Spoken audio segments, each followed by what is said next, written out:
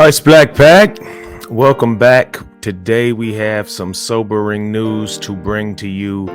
Dwayne Haskins, the former quarterback of the Ohio State Buckeyes, once quarterback of the Redskins and Pittsburgh Steelers, has died today from an apparent car accident. He was struck by a vehicle and died today at the age of 24.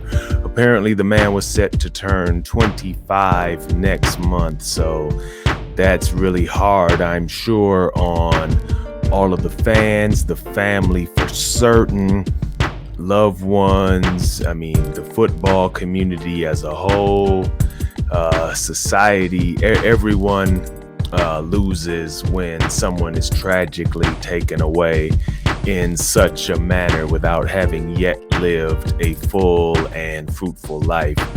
Now, to be sure, he did attain a level of success many people who live to be well into their 70s may never achieve. However, knowing where he came from and where he was headed and his abilities to contribute in the National Football League, it is stark, and it's staggering, and it's sobering to see such a thing. And the news was first broke by Adam Schefter, who tweeted it out, but the situation is not without controversy and backlash at this point, due to the nature of the initial tweet, which was subsequently deleted by Schefter and reposted. Apparently, his lack of sensitivity with regards to the matter has many in the NFL and obviously the Twitter mob losing their minds and pulling their hair out. So let's go ahead and go to this article over here and see what it has to say. This is coming from Uprocks. And according to them, Lamar Jackson was furious with ESPN's Adam Schefter for his insensitive tweet about Dwayne Haskins' death. It says here, for many, the news of Pittsburgh Steelers quarterback Dwayne Haskins passing after being struck by a car came by way of Adam Schefter of ESPN. Schefter relayed the news from Haskins' agent, but after much outrage, he decided to delete the original tweet. Specifically, people were not happy that Schefter said that Haskins was a standout at Ohio State before struggling to catch on with Washington and Pittsburgh in the NFL. After deleting, Schefter changed the wording in the tweet to make it the following.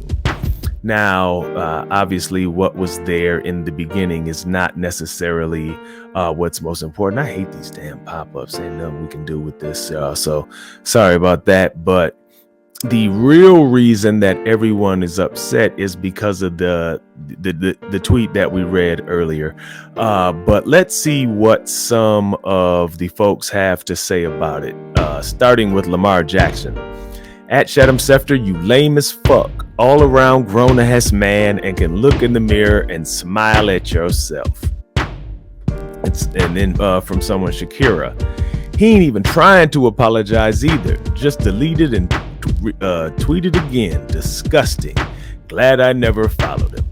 And then Cardale Jones, who was once obviously a Ohio State Buckeyes quarterback standout, who actually guided them, I think as a sophomore, maybe it was even as a freshman, to the national championship game. I believe that was with Urban Meyer at the helm. And so that guy had a great at least year and a half at Ohio State. But let's see what he had to say.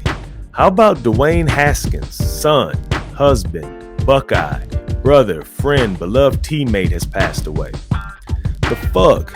His career ups and downs have to do with him unfortunately losing his life. Shut the fuck up. Let his family and friends grieve instead of throwing shade. Praying for the Haskins family. Now, to be sure, there is a level of insensitivity or lack of awareness, probably, which is much more so the case with tweeting out something like that. Now, due to the fact that Schefter is someone who works in sports media, these are the types of ways that generally tweets are constructed in order to lay out a narrative. Now, obviously, you need to have a little more self-awareness, knowing the situation, time, and place is key. And knowing when someone dies culturally as a society, we understand that you don't take a dump on the dead. You try to paint them in their best life. If you don't believe me, look at every criminal thug who dies. They always put up the picture of them graduating from junior high and telling you how great of a student they were and how much they care, even though they was stick-up kids who was known to pull guns and drug and commit violent crimes against people. They're going to always be spoken about in the most positive light. So he has to know where we are as a culture, and that there are certain things that we just don't do. Now, as far as the outrage, I think it's ridiculous only because of one thing. And this is coming to me as a black man. It's like there's one thing that I know in this life, and it's who you complain to is who you pray to. Meaning whoever you're complaining to is ostensibly your God. And unfortunately for us in this country, too many black Americans are constantly complaining to white people because they are their God. Why the fuck do you care so much about the approval of white people? Your God does not care about you, and nor should they. They have their own lives going on. What they are doing, they are concerned with themselves as well. They should be, as you should be, concerned with yourself and the betterment of yourself. And if you're constantly complaining that it's them who are holding you back, you are saying you are a perpetual victim. You cannot do anything on your own. Everything that happens in your life is a result of their institutionalized or their specific oppression of you. And that's because you don't have a grounding in faith or God. Because if you did, you would understand that if God was for you, who can be against you?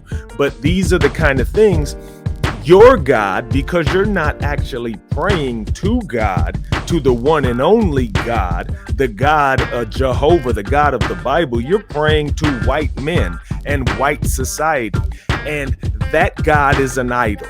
It's just like when they were making the golden calves back in the days of the Bible. You're praying to something that has no real power, but your mind is giving it the power. How about trying for once? Just try for once to remove in your mind the power that you are giving that false God and allow them to be men and women just like they are.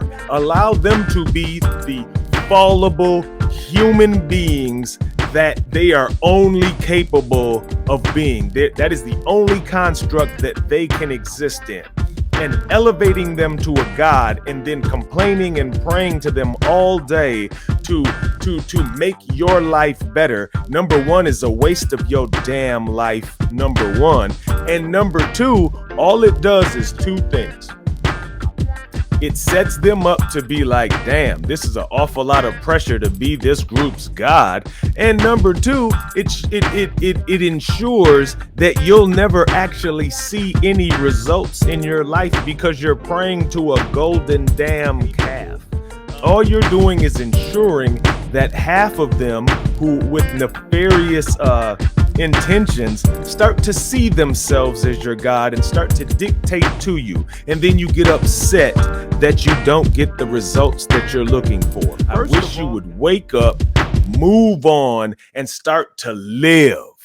All right, Splaqpaq, we'll holler at y'all. Rest in peace, Dwayne Haskins, man.